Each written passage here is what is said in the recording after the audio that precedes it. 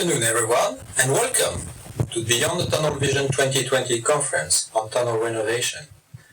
Tunnel renovation has been a matter of growing interest over the years, particularly in areas like Europe, where we have a long history of building tunnels for transport, water, power, and other needs. Over the years, these structures are aging. These are valuable assets that do require to be taken care of. Also, with time, the needs, expectations, priorities may be changing. This also needs to be taken into consideration. These different aspects were very well identified and addressed at the first Beyond the Tunnel Vision conference that was organized 2 years ago in Brussels by the Belgian and Dutch Tunneling Association, together with the COB of Netherlands. This was a very successful event with over 300 participants coming from 10 different countries. For the second edition of the event, we introduced two new features. First, this will be a digital event, obviously as a result of the constraint brought by the sanitary situation the whole world has been facing over the past year, but also one could see this as an opportunity to experience new ways of communicating and sharing knowledge that will never replace face-to-face meeting, but could nicely complement what can be brought with our usual way of handling conferences. Second, we wanted this second event to be made really and truly European, with not only 2 countries organizing, but altogether a total of 10 countries, with the involvement of the 9 member nations composing the European Tunneling Forum EUTF, plus Norway. We put together a very comprehensive and hopefully inspiring program. Thanks for participating. Enjoy the event, and I look forward to seeing you again at 10 to 5 for the closing session. Welcome at Beyond the Tunnel Vision. The initiative to organize a European conference on tunnel renovation originated from the awareness that many European tunnels are aging and need major renovations. These tunnels fulfill a key functionality in the transport network of Europe. Therefore, there is a great need to preserve this functionality, and this calls for a collaborative, demand-driven innovation program for the next 10 years. In the process of devising this program, the Beyond the Tunnel Vision Conference is an important stepping stone. It will set the directions. We will start with a strategic roundtable discussion with decision makers from public infrastructure and representatives from the European Commission, the industry, and supporting research organizations. After this dialogue, we will highlight all the relevant themes for the upcoming years.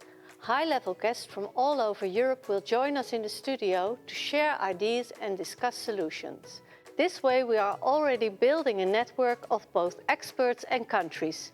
Bring your own tunnel and join our network. That is our call for action. To get you started, the conference will continue with in-depth sessions about every theme. These are broadcasted from 7 different countries. Each host will give you 4 speakers and an overall discussion. To build up your appetite, each national host will now pitch their highlights. Let's start with Austria. Tunnel safety and security are challenged by changing demands from society, such as smart mobility and low-carbon energy. In what context will the tunnel owner operate their tunnels in the future, and how do we prepare them for that? This theme is hosted by Austria. Welcome to Innsbruck, welcome to the Austrian Tunnel Safety Parallel Session. If you're interested in operational safety, please join us. We are talking about regulations, about innovations, about the latest tests with regards to fire of new energy carriers in tunnels, and also about the vision paper which we created together with the experts from PIAC and IT COSUF. So looking forward to welcoming you there. See you then. Now to Italy. What is the residual life of a tunnel? This is one of the main challenges for owners of both road and rail tunnels. Inspection, investigation and monitoring during service life are important tools to answer this question. Italy, one of the largest tunneling countries in Europe, hosts this theme. Hello everybody. We are looking forward to discuss about inspection, investigation and monitoring during tunnel service life. I believe that to debate and share knowledge and best practices about this topic is really important because as for European countries, we have often to manage and operate tunnels that have been built since 19th century, probably using wood for planning and masonry and bricks for final lining. And the need to industrialize the maintenance process and eventually the rehabilitation work is an issue. So I invite you to join the 6th session. See you there then. Now to France. The renovation task can also be seen as an opportunity to add value to our infrastructure by reducing energy consumption, work on circularity and make innovations happen. This theme is hosted by France. Hello, I'm Eric Perma from CETU. I would like to invite you to the French parallel session on sustainability. Key points to be addressed will be criteria for a sustainable approach, how a refurbishment project can be used to give a new function to a tunnel and promote sustainable modes of transport, how to reduce energy consumption through lighting innovations. We really look forward to engaging in live discussions with the entire tunnel community on the 27th of November. Next is Belgium.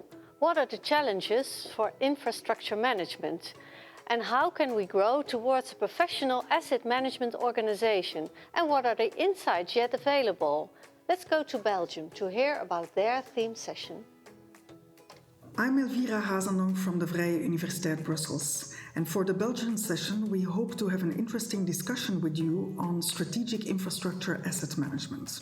We will have presentations on the BIM application at the Flemish government, but also on the optimal program for optimized life cycles and on a holistic framework for tunnel safety. Hope to see you in our session. Let's go to the Netherlands. What is the scope of a tunnel renovation? Let's build a toolbox for the tunnel owner to help him address uncertainties. This theme is hosted by the Netherlands. Hello, I am Salah van der Woude of the Netherlands. And in the Netherlands we chose the topic Toolbox of the Tunnel Owner. And in this parallel session we aim to have a lively discussion on what could be or should be in this toolbox. And the final aim is of course to improve the preparation of tunnel maintenance and refurbishment projects.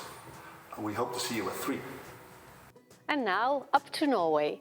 Digitalization can be seen as both an opportunity and a challenge. We see the possibilities, but how can we transform those possibilities into something that is both affordable and understandable? Let's go to Norway to hear about their theme. Hello, I'm Helen Roth from VIA, Vital Infrastructure Arena. I would like to invite you to the Norwegian Parallel Seminar on Digitalization. There are many benefits of digitalization of tunnels. We'll get better and more accessible information, smoother operations, better communication and better safety. We are looking forward to having live discussion about the benefits of digitalization with the entire tunnel community. See you soon. And last, but certainly not least, Germany. New refurbishment techniques are necessary to keep our infrastructure available and safe during all phases of the life cycle. Good examples from both Europe and beyond are shown in this theme session hosted by Germany. New refurbishment technologies, so what are we looking for? If you take a look around in Europe, you can see that most of the infrastructure that we right now have, especially the tunnels, are aging to a very significant and large extent. And we are looking for new technologies that enable us to keep up the availability of our infrastructure. So we are looking for you, and we are thinking that we are going to have a very interesting afternoon session. See you there. So this was an overview of all our parallel sessions. But now it is time to start with our plenary broadcast from our studio. There is my co-host and dear friend Steve Phillips, Secretary General of the CEDAR organization. He will start with a strategic roundtable discussion to set the direction for the upcoming 10 years. See you all in the studio.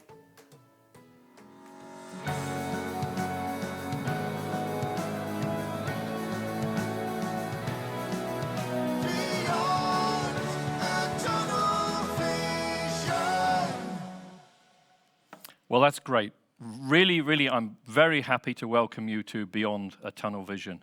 I think you've had some great pitches from the parallel sessions, and I hope you will be attending some of them this afternoon. But before I come back to the table here and on our opening plenary panel, I want to pass you back to Karen, who's done a very quick costume change. Karen, how many people do we have registered to this event now? Let me hear. How many are we now, Ellen? We are at 1,011. We've broken the 1,000 mark. That's great. Really good to hear. So I hope that we're going to give you all good value for money. Well, you didn't pay to attend, so I'm sure it will be good value for money. Well, that will come later. Anyway, I'd like to introduce you to our panelists now, who will be addressing the key issues, all the key issues that we've heard about on our event today. What needs to be done and what form of cooperation is needed. So first, I want to introduce Jörg Rothlisberger, who's the General Director of the Swiss Federal Road Office, FEDRO. We've got Jan Slager. We've got Jan Slager here, Director of Replacement and Renovation at Rijksvaarderstaat, the Dutch road agency. We have Michael Eberson, who's the Director of Operations and Maintenance, and Ger Ahe, who's the Director of Technology, both from the Danish Road Directorate, which of course is in Denmark. Stefan Mauerhofer, President of the European Underground Tunnels Forum. And then wrapping it up, we'll have Robert Missen, who's the Head of Research and Innovation at the European Commission, Director General of Mobility and Transport, or to most people, DG Move. So let's kick this off this afternoon. I hope you guys are all ready for this. Jörg first. As the Road Director for Switzerland, you also have quite a lot of tunnels there in Switzerland. What are the particular challenges that you face in FEDRO? Hello, everybody. Yes, we have many tunnels indeed. The societal and political will to bind together our three different cultural parts of Switzerland, the German center, the French-speaking west, and the Italian-speaking south of our country is very strong. That is one major reason why reliable, safe, and environmentally friendly transport infrastructures are a must-have in our country. For reasons of topography in remote areas and the lack of space in the urban centers, our transport systems are at a high degree underground. The Swiss highway network, for example, measures about 2,500 kilometers in length, and about 20% of that length is consisted in tunnels. Besides the undisputed positive aspects of underground transport systems, we have to face the negative sides as well. So to mention the enormously high level of cost, knowing that our underground roads are in average 8 times more expensive than roads on the surface, calculated on the basis of an annual cost. Tunnels are, in comparison to roads on the surface, demanding in energy consumption. Therefore, these 20% tunnel sections are eating up about 80% of our total energy consumptions of our highway network. Finally, we have to face the specialities of tunnel safety and of tunnel maintenance, especially when to be executed under traffic.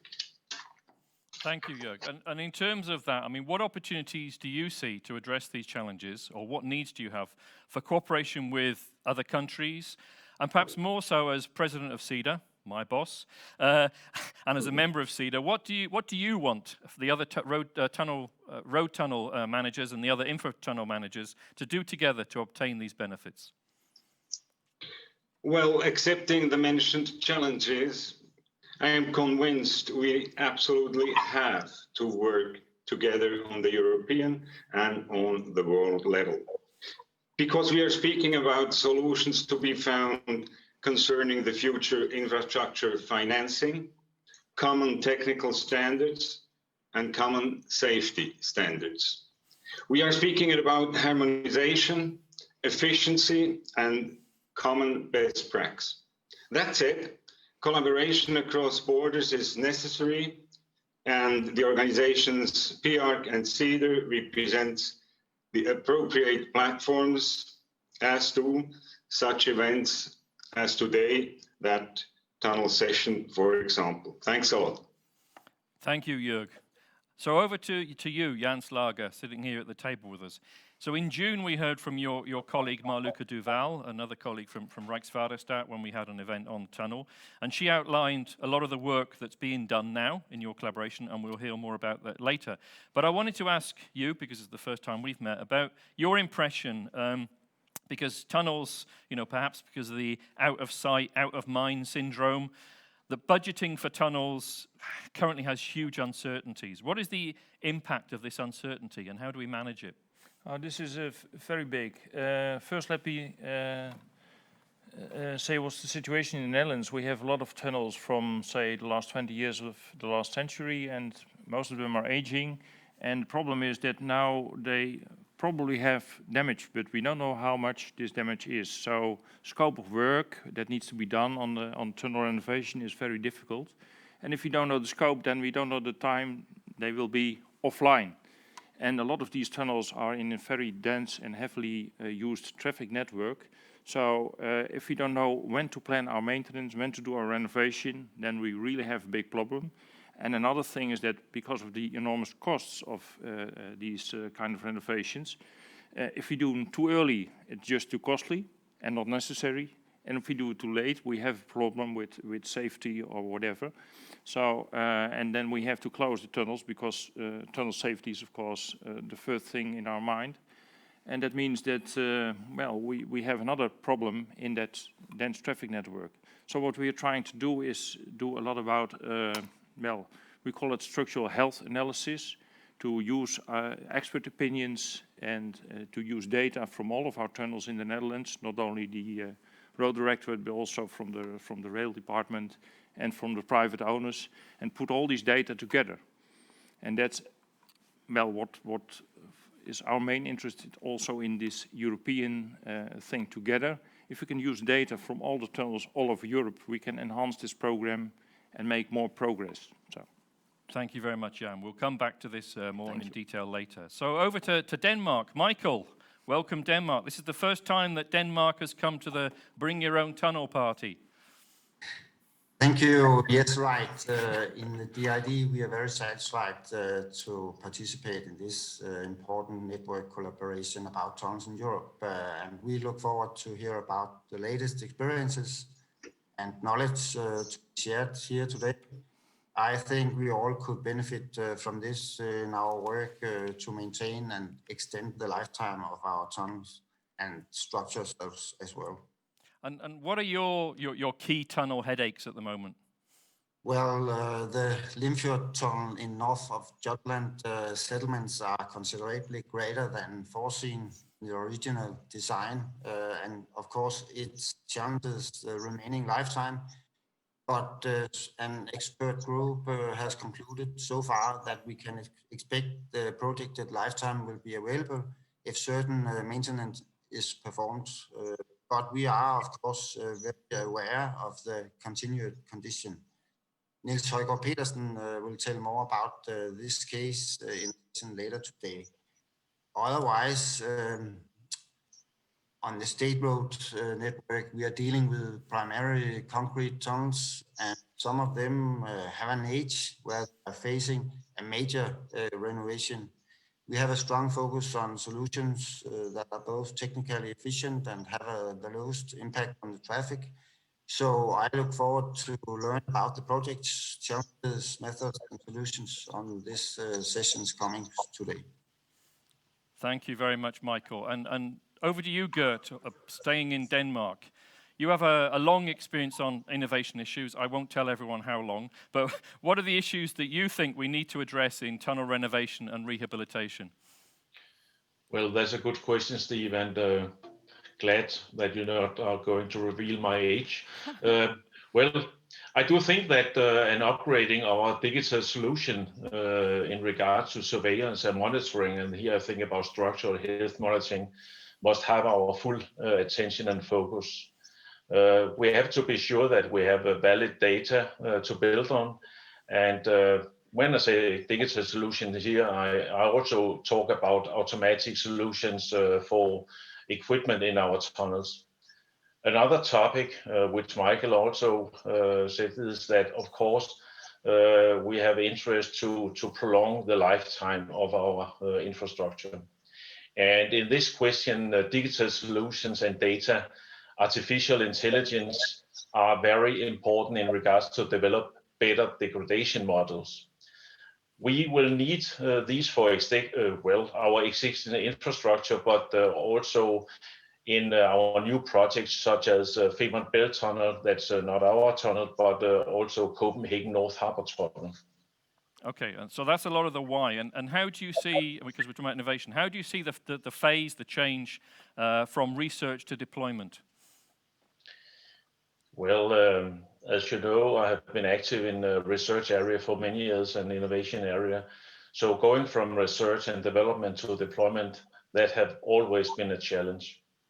And another thing I would like to underline here is that I see a big difference between the basic research and applied research here. We as a National Road Authority will primarily focus on applied research and results that are easy to implement and deploy. So that's a little bit more difficult when you go from basic research. So that's why we focus on applied research. Research and development is, from a National Road Authority point of view, very important and a precondition to fulfill our obligation to deliver a better and a more efficient operation and maintenance of our infrastructure. And that means doing things at the right time and on an economical optimum. So, yes. Thank you. And in terms of providing these solutions, the road authorities increasingly, we have to look to industry for the solutions. How do you think we can better align our need with their offer? Well, we are active in CEDA, as you know, and we have also always been active in regards to innovation and research. So we also have in CEDA an annual research program where we focus on implementation and deployment, and it's an equally important part as the rest of the knowledge. So I could easily imagine that in the future we will also have a core dealing with tunnels. And to be honest, I do think that national road authorities, we should be capable to find out our own solutions before we go into a discussion with industry, universities or other suppliers of knowledge here. So I do think that a discussion and cooperation with the industry is very important in the future also, but we have to start with ourselves. Thank you very much, Gert. So now passing over to Stefan Mauhofer. What are the barriers? I mean, you're representing that sector. What are the barriers that you see from industry to support the tunnel managers in their ambition on exchange on operational experience, expertise, and how can industry participate and freely share their expertise in an open setting? Thank you. Welcome all. I think we have to look on these questions from a different perspective of the younger generation and the advancing digitalization. Digitalization brings with it a more open and faster exchange of the know-how. This opens great opportunities and takes the infrastructure projects big steps further. It is a fact that this also removes the barriers of intellectual property rights. The younger generations are used to working in this way, and this opportunity should be taken in a positive way. For example, the EUTF, the European Underground and Tunnel Forum, has itself set the goals of openly discuss and exchanging the know-how in underground construction and jointly recording recommendations and guidelines for the future. The 9 Central European tunneling associations represent about 4,500 individual members and 750 corporate members. You see a lot of tunneling know-how comes together, and we want to use this especially for the European infrastructure. I think IPR barriers are on the way to be widely removed. And what is your key message to both to the road authorities or the tunnel owners and the European Commission? You mentioned Europe on innovation needs. Do you think, for example, the EC, European Commission, should support industry differently or better? First of all, the nations must collect the state of the art and disclose the current research priorities. On this basis, the priorities of research and development can be determined. This development project must be financially supported by the authorities and the EC. As soon as we have the results available, they must quickly be integrated into the standards and guidelines. This is the only way that the infrastructural life cycle can benefit from this in a timely manner. That's the first point. It is also important that we create digital twins for all tunnels, not only for the new tunnels, also for the existing tunnels. Dynamic digital twins enables better maintenance and enabled early reactions on damages processes and the upcoming renovation network. And one third wish is also important, that we have to make sure that the contract models in the future are much more open. Closed interaction between the clients, designer, contractor, suppliers in the early project phases are very, very important. But there too, you know, digitalization will help us and unite us very, very quickly. Thank you very much, Stefan. Now back over to Brussels. So Robert Missen, you've heard all this, but let's first start. The European Commission has a number of really key agenda topics at the moment. One of them, of course, is the famous Green Deal. Then there's also the completion of the Trans-European networks, the TEN-T, and its continued functionality. Within that context, what role do you think tunnels play? Well, tunnels are only a small part of the TEN-T network, but the role is often critical. If a tunnel's out of service, the environmental consequences of diverted traffic can be huge. Just think of the recent problems at the Rastatt rail tunnel a couple of years ago, or if we go back further, the Mont Blanc fire. The diversionary consequences when a tunnel is closed can be enormous. And conversely, tunnels contribute to reduction in emissions by shortening routes, and in the case of rail tunnels, making modal shift to greener forms of transport much more attractive. So for us, tunnels make an important contribution to the TEN-T. The Brenner Corridor Tunnel, the Fehmarn-Bern Fixed Link, Lyon-Turin railway line, those are all integral parts of the current TEN-T network. And I think they also show that tunnels are often big ticket strategic projects that sometimes actually need the support at the European level to get the momentum for commencement.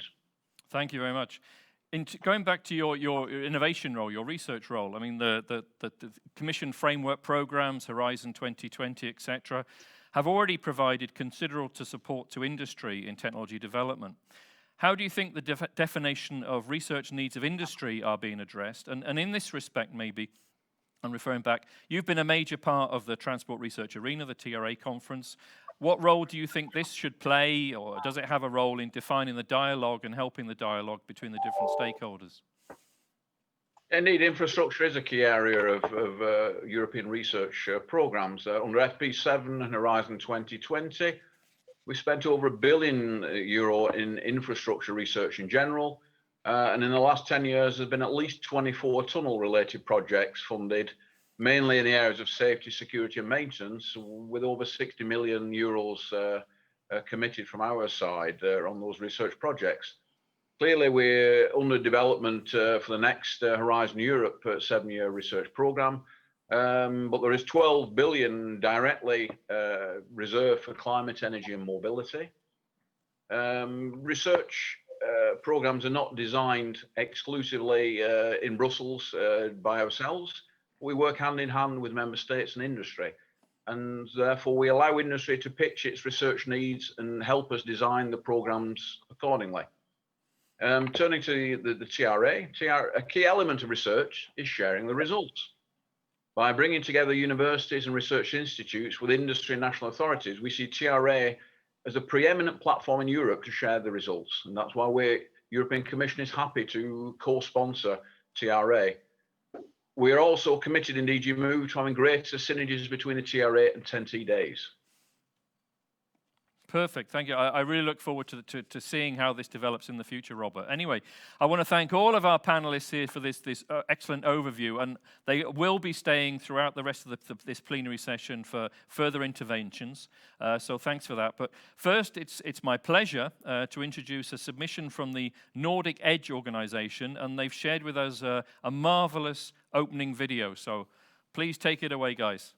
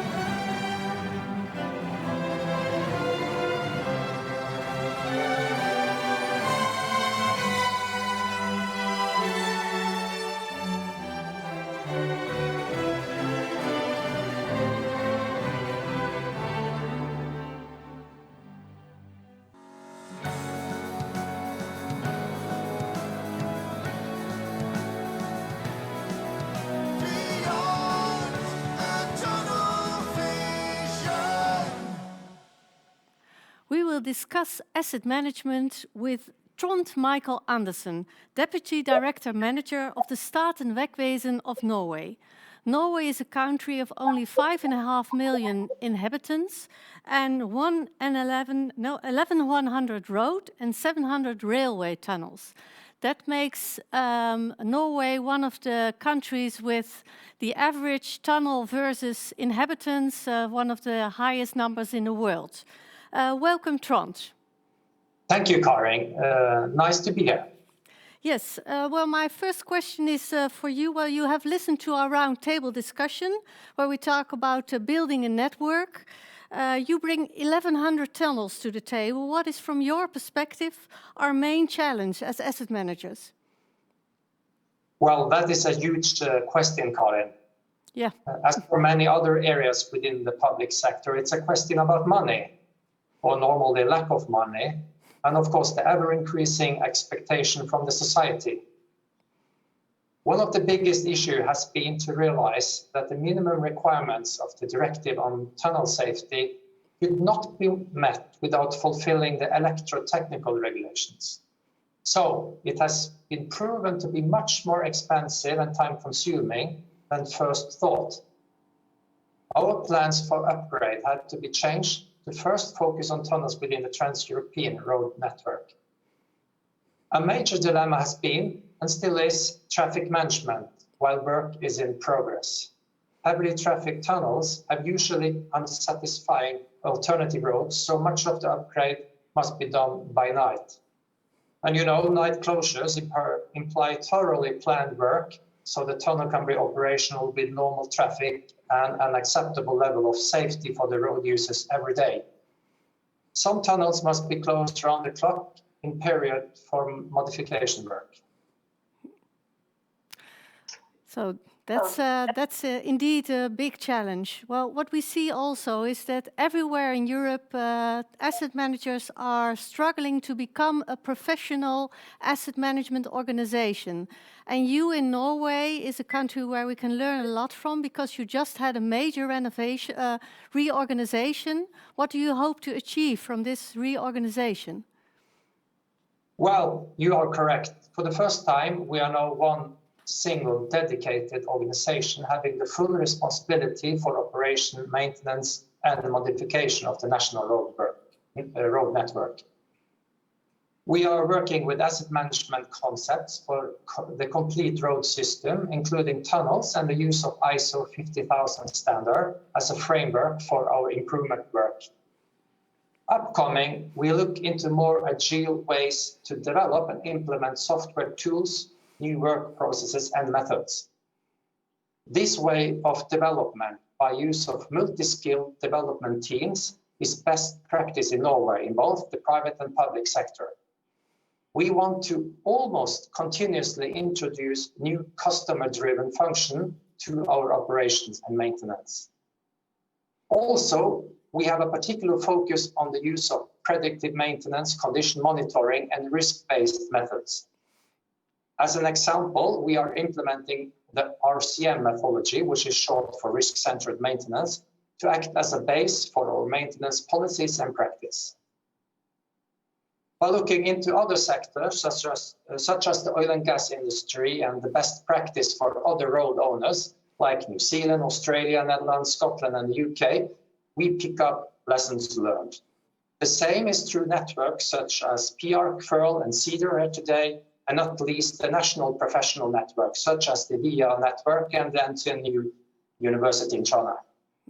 So use of new technology is an ongoing focus, both in new road project, but also in upgrade of existing.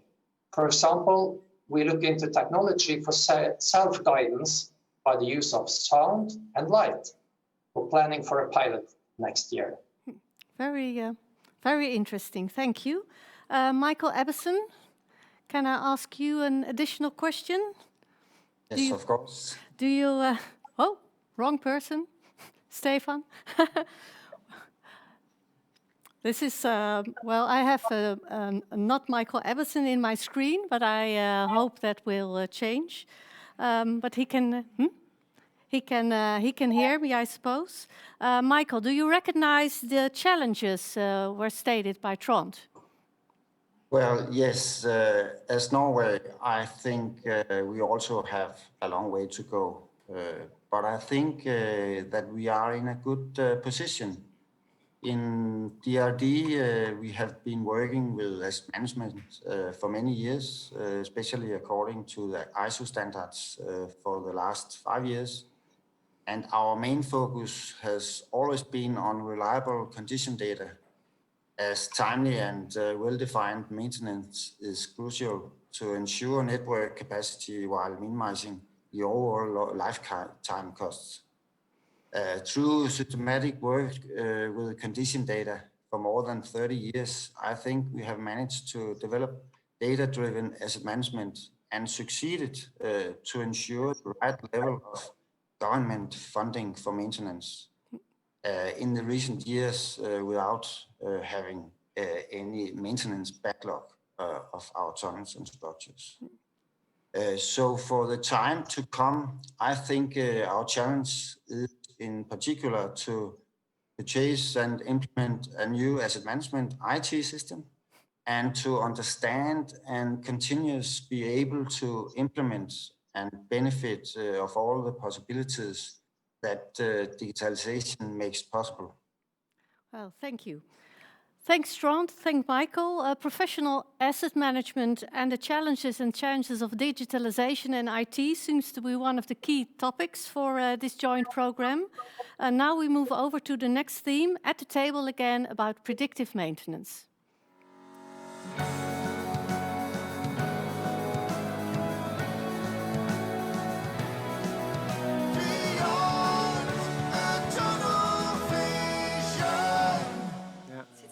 Thank you, Karen. That was great.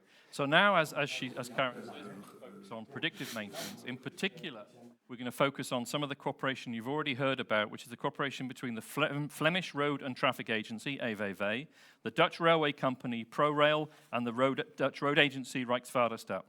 We've heard about the need to reduce the uncertainties of the scope of renovations, which can be up to 50%. Now, COB and Karen's colleagues have been supporting the three agencies and started this year with executing structural health analysis in the Drek Tunnel, the Willemspoor Tunnel, and next year they start on the Ruppel Tunnel in Flanders. But first, before we go to our speakers, what is structural health analysis? We're going to have a short video which will outline the main elements of the process, and then we'll talk about this with Tom Rolands, the Director General of AVV, and Paul Carstens, who's the Director of Procurement at the ProRail. But first, the video. Currently, it is not yet possible to perform predictable maintenance or to reliably determine the actual scope of a tunnel renovation. There are knowledge gaps in the field of civil engineering, and these can only be closed by organizing rapid, collaborative knowledge development. The COB network has devised a framework for this, the structural health analysis. The tunnel owner is first to act. He should gather as much information as possible on the structural characteristics of the tunnel. The COB has developed checklists to help the owner find and organize relevant information. Then, these documents are analyzed by 5 teams of experts from the COB network. They record their findings and discuss them with the tunnel owner in a knowledge workshop. The outcome is a to-do list for the tunnel owner to carry out additional field research or specific monitoring. This additional research is, again, reviewed by the COB committees. In the next step, the COB, together with the tunnel owner, draws up a report on the knowledge collected so far in order to guarantee a level playing field for the tender. The COB also ensures that important information is recorded in a knowledge system. When the tunnel renovation is tendered, the COB will withdraw. The tunnel owner makes it clear during the tender that the project is also a knowledge process. When the contractor is selected, a workshop will take place to align additional investigations of the contractor. The aim is to reveal missing data and to include the contractor in the knowledge process. The dialogue will continue during the renovation. The structural health analysis is concluded with an evaluation when a renovation is complete. The newly acquired knowledge is stored, and the tunnel owner has a structural health declaration of his tunnel with advice for an associated monitoring strategy. The current goal is to carry out this process for at least 22 tunnels across the whole of Europe in the next 10 years. So bring your own tunnel and get a grip on your scope.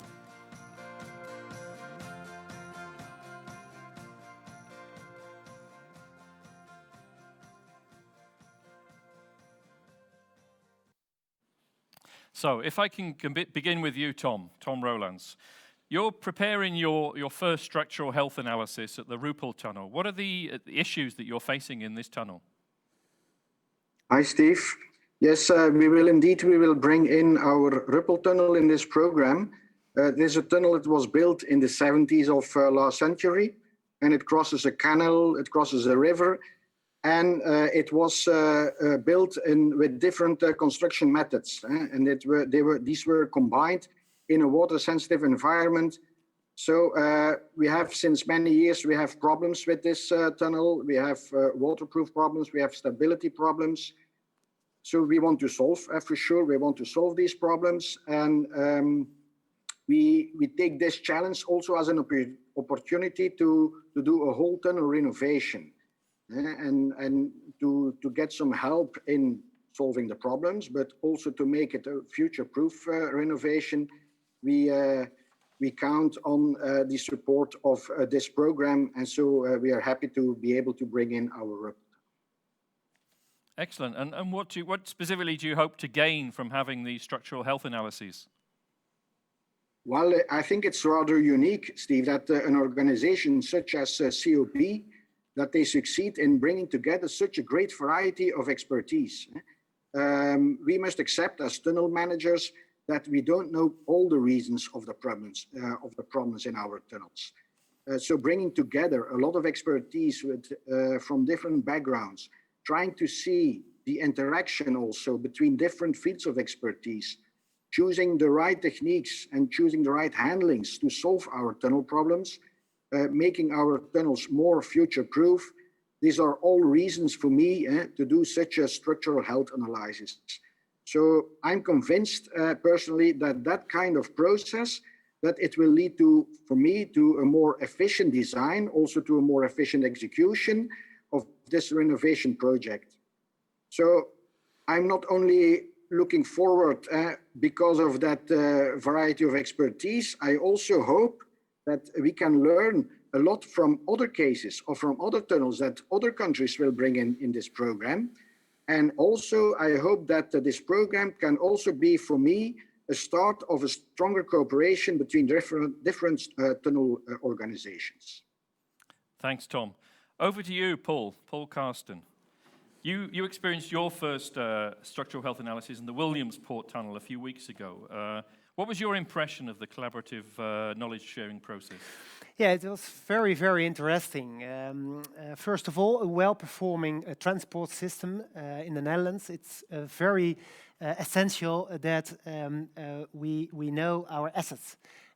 We have 19 tunnels in the Netherlands, and this healthy analysis, it was very interesting to see how this process works. And I witnessed 6 groups of experts who doing their job, and they get together their knowledge about the tunnels, and it was good to see they think about possibilities, about risks in the tunnels, and secondly, I saw that this process got people get connected to each other, and that is very, very effective and useful. And what I would also to mention is that we, as ProRail, we decided to invest in knowledge. We started a Rail Institute. That's an institution that a group of PDN'ers that are young people who are working for ProRail, but also getting their degree. So that's a very interesting situation, because with their opportunities and with their knowledge, we can.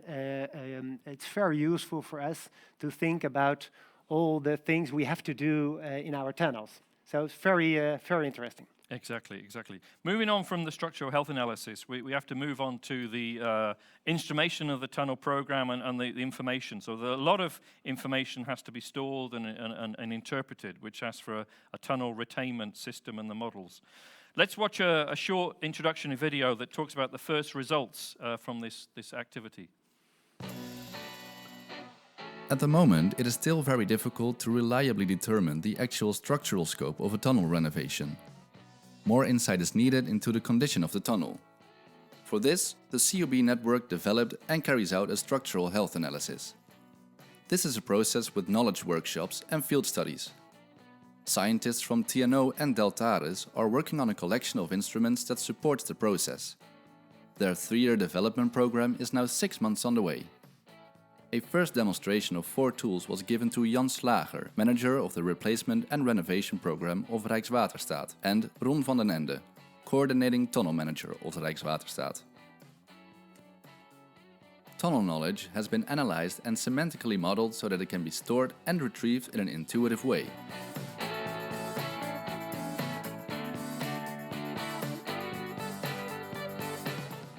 Expert knowledge is made explicit and combined with other data in a knowledge system. This way, tunnel owners have one single place to get information on their civil engineering issues.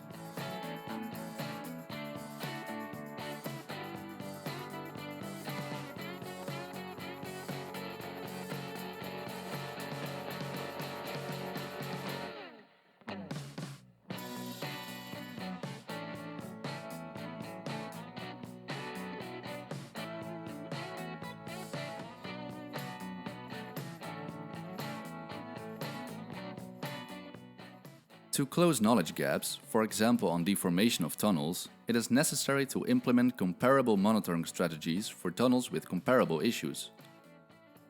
This can be achieved with the intake template.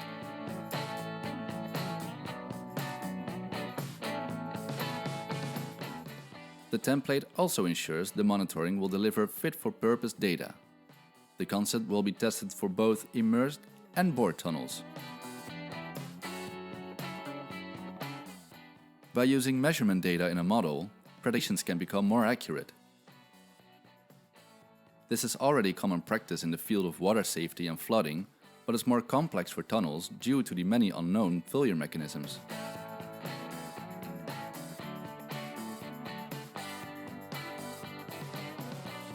However, a case study at the Drecht Tunnel has proved the added value of using data.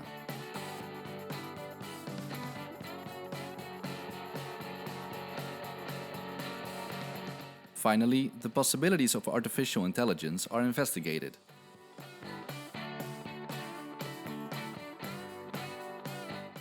There are numerous computer techniques that can already help detect leaks in tunnels, among other things. In addition, artificial intelligence offers a good future perspective if more data becomes available from the structural health analysis.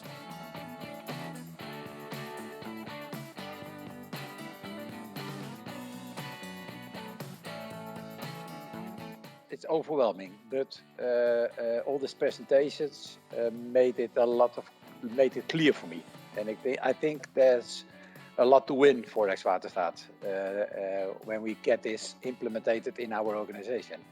So I'm very happy, and I'm very enthusiastic.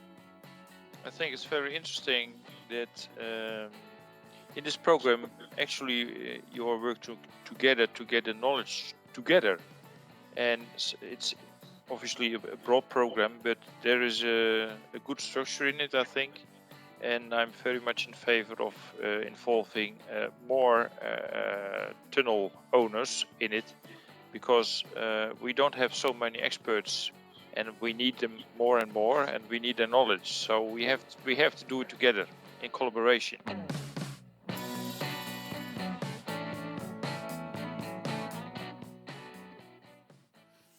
Well, thank you for that, Jan, and we'll be coming back to you later. So back to Tom. What's your first impression, and do you think these kind of instruments will help Flanders? As I do, Steve.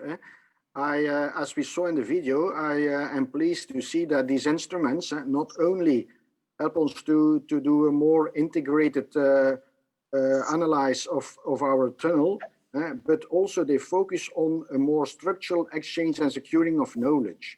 And I'm convinced that closing these knowledge gaps, it will help my organization, but I think every organization, in increasing in a quicker way our maturity level of on asset management, and that is it's important for me. I also strongly believe that digitalization and also a better monitoring can help us to emphasize more on predictive maintenance, and this is also important. In Flanders, we have a digital twin of most of our physical tunnels, and we intend these twins to be one of the fundamentals of a better asset management of our tunnels. So I look forward to this collaboration with COB.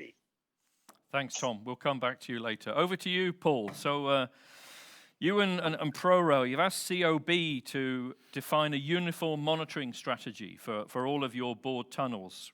Can you explain why this is so important for ProRail? Yes, of course. What I just said, we have 19 tunnels. Most of them are bored and sunk tunnels. And these tunnels are very critical for small movements and settlements. And this is reinforced by the fact that in the Netherlands we have a very weak soil.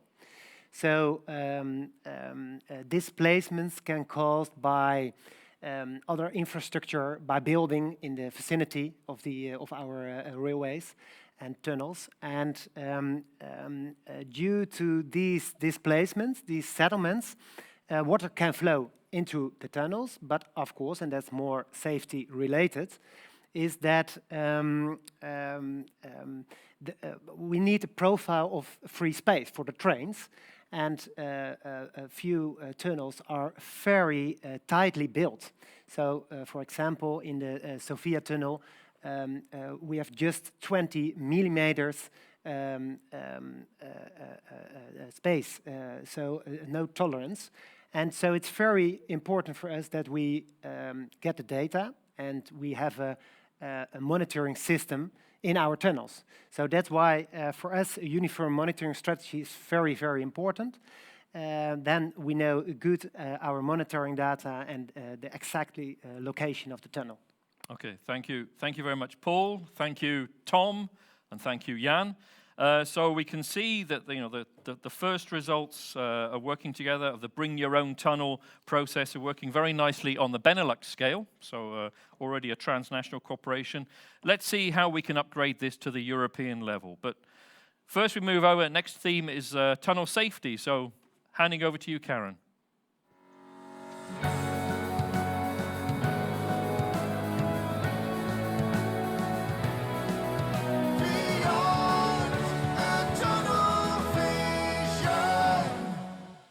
Keeping our infrastructure safe for all stakeholders is and always be a major priority for everybody involved.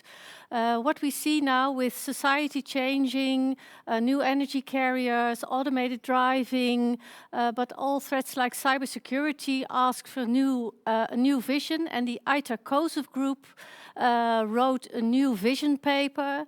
It's about a holistic approach, and we are going to talk about that with Max Witek, the president of the ITER COSUF group. We're going to talk to his colleague Ingo Kundinja, the chair of PIARC's Technical Committee on Tunnel Safety, and we have some comments from Claude van Roten and Jörg Rüdlisberger from PIARC and CEDAR. But first we're going to look at a very short video about why we need a joint vision paper on tunnel safety.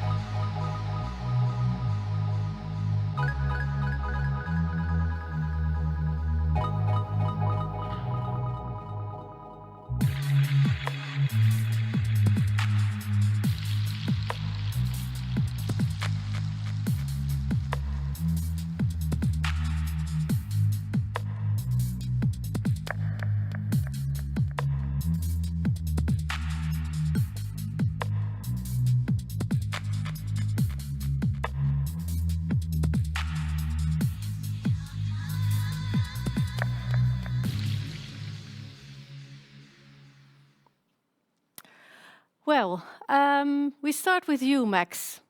We just heard Gert van Didiksen saying during the first session that he hates research reports which end with more research needed, and you end your video with more research needed. Can you explain to us why future research questions are so important for the ITER COSUF community? Good afternoon, sure. That really makes me laugh a bit because I can completely understand that. Since in my own experience with research projects, we were always the linking partner, needed to take care between the knowledge exchange between academia and industry. And we had these academic colleagues, they wanted their freedom for creative jumps, you know. And this is why they just want to do research without the need for this obligation, which they need to fulfill for the industry and also for the owners and for the operators, as we have heard in the previous presentation already. I think to understand why research is so important for ITA COSUF, you need a bit of an understanding of the history. ITA COSOF is stemming from tunnel safety research projects co-financed by the European Commission in the frameworks 5 and 6, which were also a result of these great tunnel fires, one of which the Mont Blanc tunnel fire was, Robert was referring to.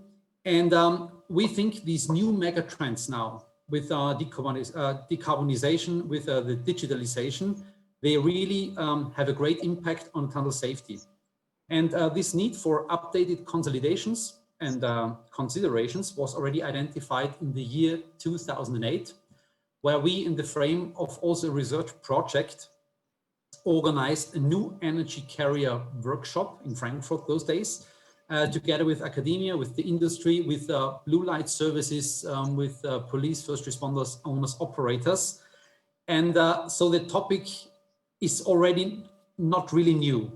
And the lessons learned now, which we took from these large tunnel fires in 2000, where in the aftermath then came the research projects, that taught us that we want now to be a bit before, and we want to think ahead. We want to see what kind of research questions are the relevant ones for the next years to come. So not only to have this being it basic or applied research, but also then the link to the application, the benefit to the user, the benefit of the operator. A few of these research questions may end up with the frame of risk management, where we say, okay, probably risk management is normally done based on historical data, which we are now lacking for new energy carriers. With a pre-post incident operation, so we see back to normal operation is a very key element for the operator of a tunnel.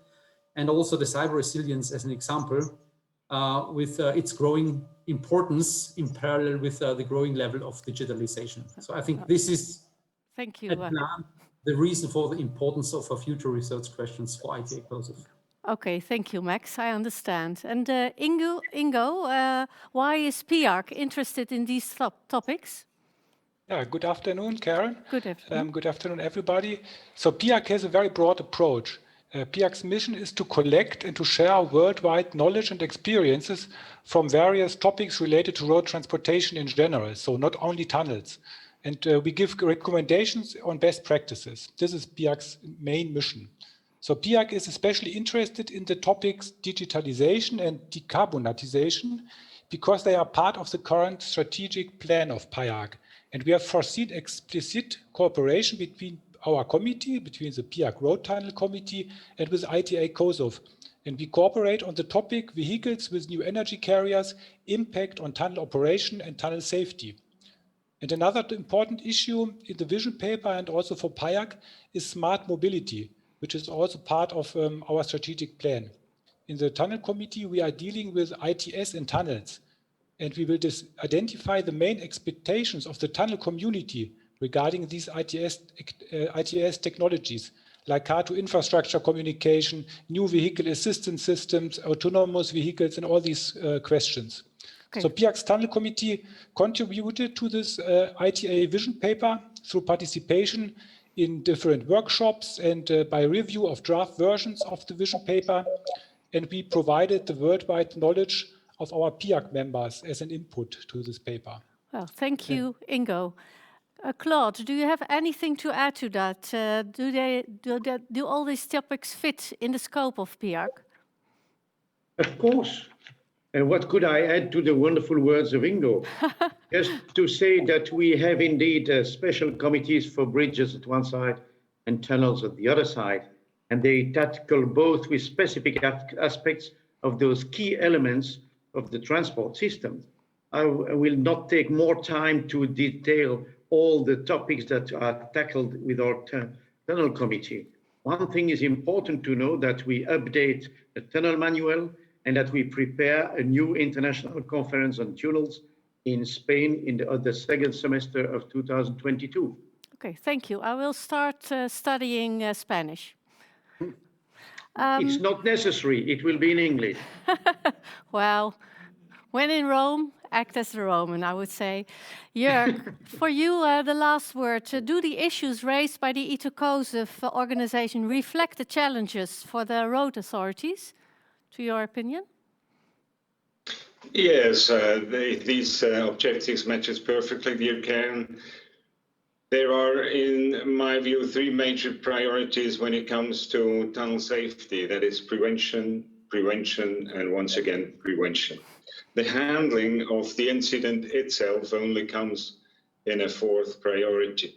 First goal must it be to avoid incidents and accidents that have aspects on the driver's side, for example, education and control, on the infrastructure level, for example, illumination, ventilation, signaling, and on the vehicle side as well, for example, automation, periodically vehicle controls, etc.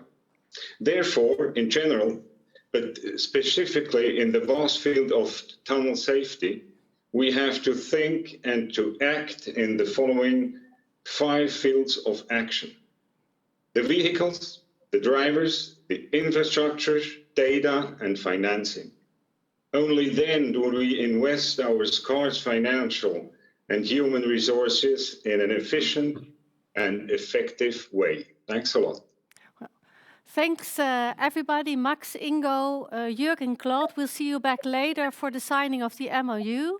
We now have a very short break for all of you. Grab a cup of coffee. We have a commercial. The screen will go on pause for just a few minutes, and we'll see you back at 14.12, I suppose. See you then.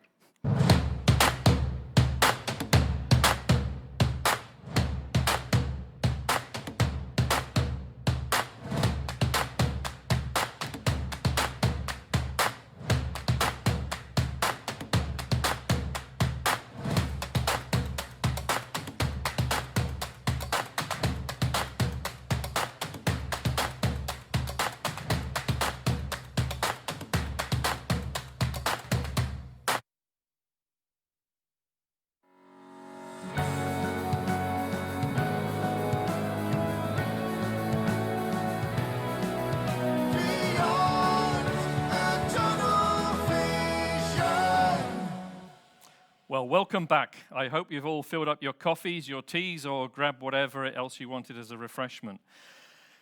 Now we're on to continuing another important theme, which is sharing the lessons learned, a core factor today. And for this, we're going to transfer to Italy. So Karen mentioned Rome. Well, I don't know whether we're in Rome, but certainly we're in Italy with Andrea Pigarini, who's the president of the Italian Tunneling Society and responsible for infrastructure engineering at Italfer, which is part of the Italian State Railway Group, which I know actually is not only railways because it also includes our road colleagues from ANAS. So welcome, Andrea. And I guess my first question to you is, how many tunnels are you bringing to the party, and what are the special needs of Italian infrastructure? Okay, Andrea, sorry, we dropped you out. We're going to have to catch up a little bit of time, but I can't miss the important question. So how many tunnels do you bring to the party, and what are the special needs of Italian infrastructure? Thank you, Steve. That's an easy question, because Italy is one of the countries with the largest number of tunnels because of its geography, of course. More than 2,200 kilometers of road and railway tunnels. So without counting metro tunnels, and due to this, the average service life of tunnels still in operation is more than 50 years. For example, the tunnel of Frejus was built in 1871, and that means 150 years ago nearly. And by the way, it's still the only railway tunnel that connects Italy to France. So although it's true that tunnels are more resilient than bridges and embankments, and therefore less sensitive to seismic action, heavy rains, floods, and landslides, Italian tunnels are still very good. Okay, can you give some of the examples of the experiments where the rest of Europe might benefit from your experience?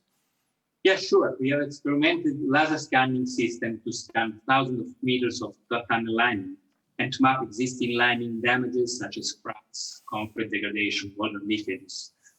We are gathering a lot of data, and we aim at succeeding in the implementation of an automatic system by means of algorithms that helps engineers and technicians to analyze the enormous quantity of data, and according to the result of structural health analysis, planning the rehabilitation work. Still, anyway, the engineering judgment is absolutely important. In some cases, we may need to upgrade tunnels because of increased needs in operating gauges in railway tracks or the road lines. Later during my presentation in SIG parallel session, I will show an interesting example taken by a recent conference hosted by Italian Tunneling Society in Bologna, in which tunnel enlarging works have been executed without interference with the operation of the tunnel. That is a good news, I think. Thanks. And just finally and quickly maybe, we know that new infrastructure always gets the most attention, somehow considered to be more sexy. What messages do you think we could give to make management, maintenance and renovation more interesting? Well, what I think is that we should invest, of course, in new infrastructure, but we don't have to forget our old infrastructure. And so therefore, with the funds of the recovery funds, for instance, we should definitely design and build, also invest in increasing the service level of existing tunnels. We should improve predictive monitoring, automated inspection in order to plan maintenance, rehabilitation, and tunnel upgrading works where necessary. And coming to the construction phase, I think there is still much to do about the industrialization of rehabilitation works. We have to find industrialized solutions aiming at reducing tunnel service interruption, aiming at increasing job site productivity. I think that works like tunnel outlining, milling, or tunnel waterproofing, new lining, casting in place, the industry should create a system able to demolish and rebuild the tunnel lining on the continuous cycle way. So to answer at your question, I believe that there is a great future ahead of those people who will work in keeping existing tunnel in good shape. Thanks for your optimism. Thank you. And over to you, Tom. I mean, how does this relate to your experiences? Well, Steve, you know that a lot of countries, amongst them also my own country, Belgium, we face this challenge of aging infrastructure, and also the need for investments in the structural maintenance of that infrastructure. We also discussed that, you know that very well, Steve. We also discussed that in our general board of CEDAR. We all know that even today, in all of our countries, it is easier to get money for new infrastructure than for the maintenance of existing infrastructure. Even it is crucial and critical infrastructure, and it is aging infrastructure. And I have to say, this also happens on a European level. It is easier to get support from European programs for new infrastructure than for the existing infrastructure. Although, as Andrea mentioned, the COVID Recovery Fund, maybe it can change this a bit, we need also on a longer term another approach. And so I think I am very happy that such a conference as this Tunnel Renovation Conference on a European level, that it gives us the opportunity to put this point on the agenda and to give specific attention to this point and to the need and the explicit question to invest also in good maintenance of crucial but aging transport infrastructure. So hopefully this discussion today can continue and change minds. Thank you very much, Tom. I think that's great. And okay, as you mentioned, you know, there is the question of whether European funding can go for maintenance, but we certainly know, and you know we've been pushing, that it can go on upgrading. And that's why, handing on to our next session, we're going to be talking about adding value during the renovation process.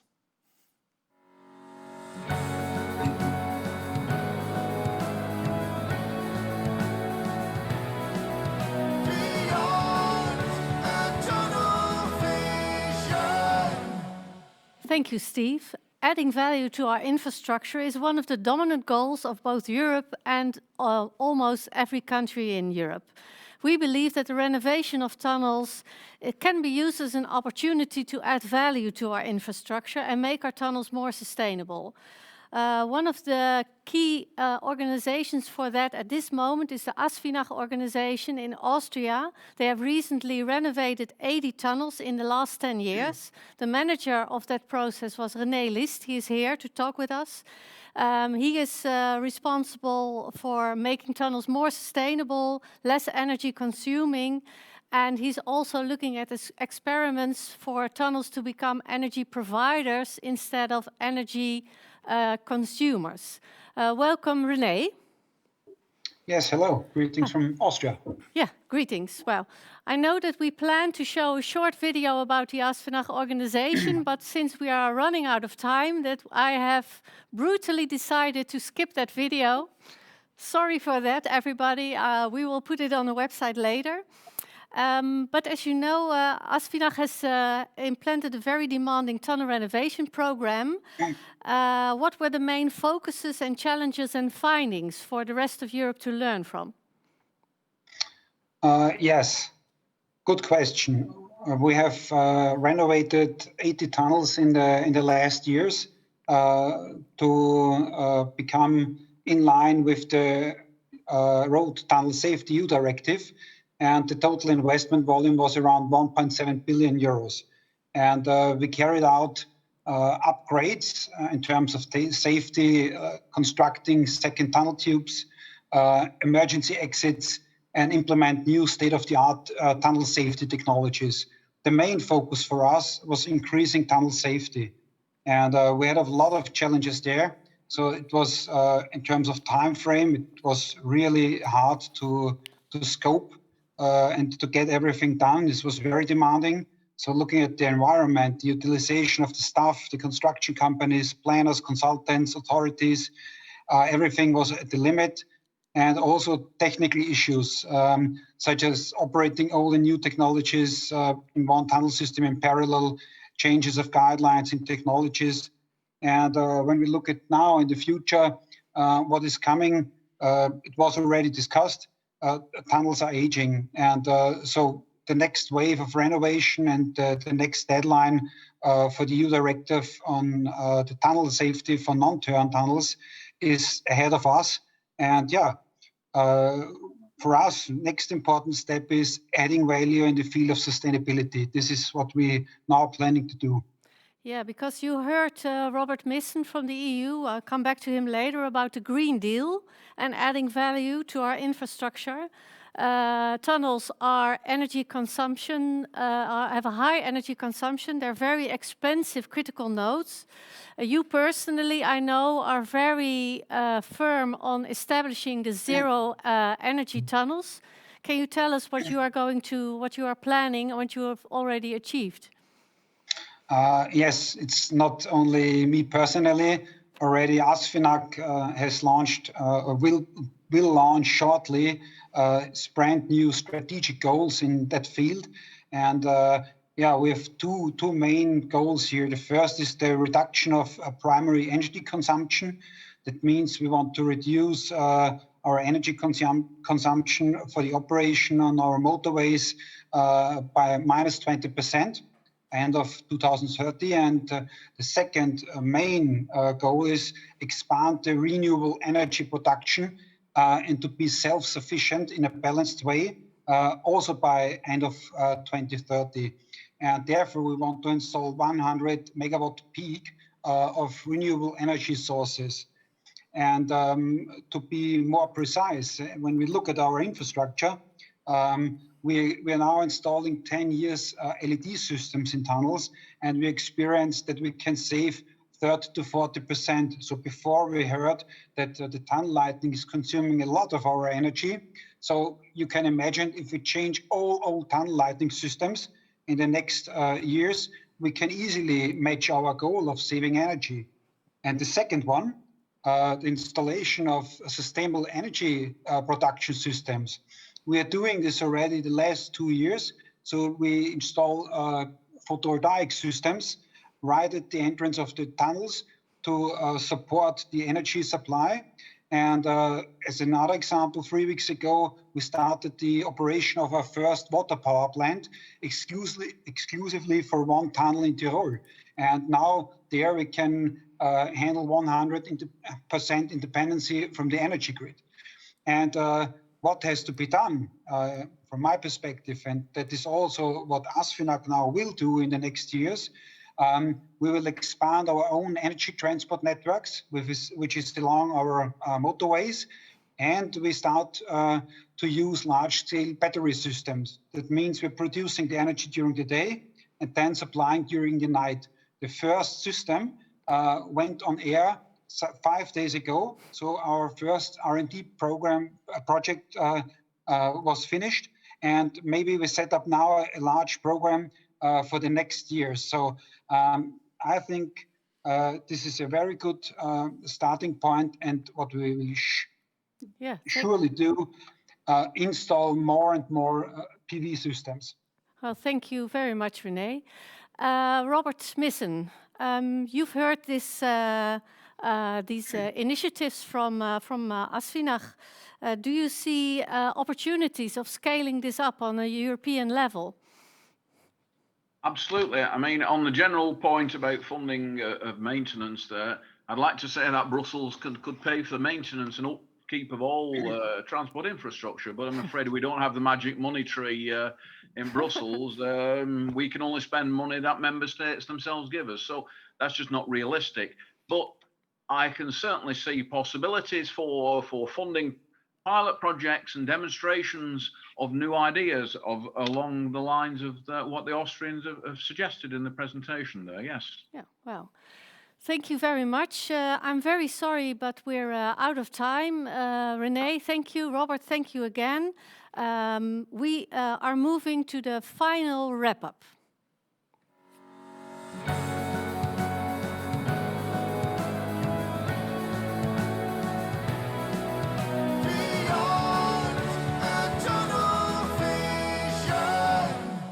Well, Steve, we are at the end of our plenary session, almost. Do you think we succeeded in launching the concept of Bring Your Own Tunnel? Well, I certainly hope we have, Karen. I mean, you know we base this on the kind of bring your own bottle parties which we had as students. Well, maybe you and I didn't have. We didn't know each other then. But unlike a student bring the bottle party where someone brings this old lager, cans of lager from the cellar and nobody drinks it, I think here everyone who's bringing something to the table, we will all be having a taste of everything. So I think it's very, very successful. And we only have to look at the flags at the end of the table. I don't know whether we got them there. But you can see we have flags from all the different countries who have participated so far. And if you have very good eyesight, you will see in there numbers of tunnels from each country. And the grand figure that we have there so far is 8,644 tunnels. So I think that's quite a lot of tasting that we will have to do. Yeah.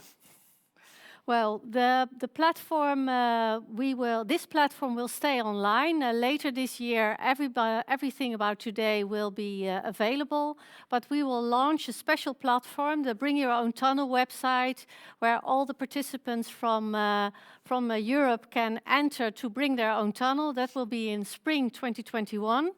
And Steve, I think we have another conference, a working conference planned for next fall. Absolutely, looking forward to that one, Karen. So based on the Flemish-Dutch cooperation that we've heard so much about, working on this pilot project, we will have a conference on road and rail in October 2021, which will hopefully launch some future activities or consolidate some activities. Maybe we'll be scaling up, I certainly hope. Gert made a hint to that, so to a larger European program that we might want to see following on. And then we'll be looking forward. You've already heard about the cooperation with PIARC, and Patrick Malajak and I will be talking about some cooperation coming up. And looking forward, we'll be looking at the TRA that Robin mentioned in 2022, and then with Patrick and PIARC, maybe the World Road Congress in Prague in 2023. So you can see we're already building up a good forward program. Yeah, I'm looking forward to it. And with this key word about PIARC, that brings us to the final activity of the plenary session. That is the renewal of the MOU signing between CEDAR and PIARC. For that, we have Claude van Roten, the president of the PIARC organization, with, as I said earlier today, his very beautiful tie, but also very a nice person further on. Jörg Rutlitzberg, the president of the CEDAR organization, Patrick Malajak, the Secretary General of PIARC, and now Steve is also at the table. And we are going to do the signing, and we're going to use the magic of the internet to make this happen. Please stay and watch. We've practiced this, and we hope it will work. But for you, Jörg, first, because this is a renewal of a memorandum of understanding, what have CEDAR and PIARC achieved already? Well, CEDAR and PIARC are both international platforms for exchange of best practice and harmonization.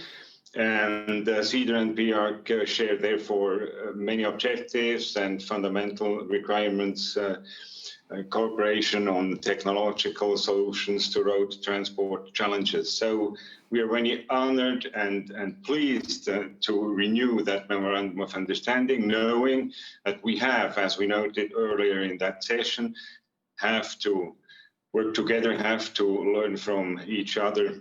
Thanks a lot to PIARC and Claude, his organization, for the signing of that memorandum of understanding. Well, thank you. And Claude, does PIARC have similar MOUs? Oh, I'm sorry, your microphone is off.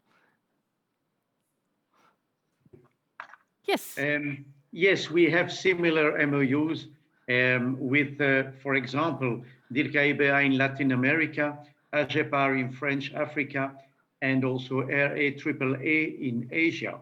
That are the similar organizations as CEDAR, but of course we have other collaborations, not always with MOUs, but with ITF, with World Bank, and so on.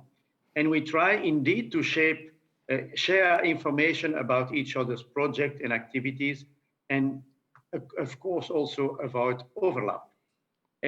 What is clear is that PIARC is an international organization. We do not comment on issues that are of national or regional interest, but we support them with knowledge everywhere. Thank you. Patrick, as a Secretary General of PIARC, you will, together with Steve, be responsible for the making of the MOU, both practical and visible. Do you already have concrete plans for the future? Indeed, thank you, Karin. We are responsible for ensuring that this collaboration continues to work and to serve the interests of our members. We had planned to exhibit jointly at the TRA conference. Well, this will have to wait until 2022 now. Another example, CEDAR has a collaborative research program and PIARC has a small-scale special projects program. We will continue to analyze how we can collaborate on that. Those are just examples. Yeah. Well, thank you for that. I'm not going to ask anything for Steve. We've heard enough of him. But now we are going to try to do something magical today. Because all the three people have their MOUs in front of them. And of course, we're going to start with Claude van Roten. He has the signing document in front of him. And Claude, can you please start with the signing of the Memorandum of Understanding? With much pleasure.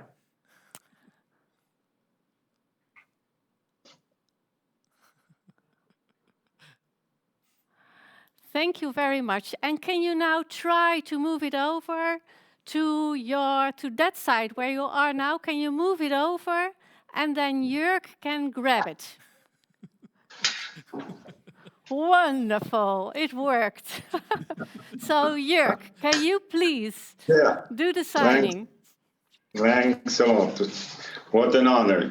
What an honor. I give it to Patrick. Yeah, Patrick, can you grab it from up? Oh. There it is. Oh, whoa. I can sign it, I guess. Yeah, yes, you can sign it, please. Done. And maybe you can hand it down, and then Steve, maybe you can pick it up there, because it's at the bottom of... Thank you, Patrick. So you can do the signing. Okay, there we go.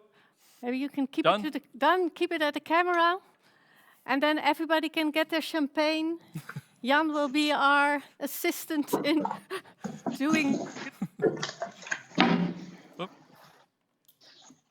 Hey. Hey. Well, congratulations to all of you, and we, of course, as a tunneling community. Cheers. Cheers. Cheers to everybody. Cheers, guys. Yes, cheers. Cheers. A whole bottle of champagne for me only. Yeah. Okay, thank you.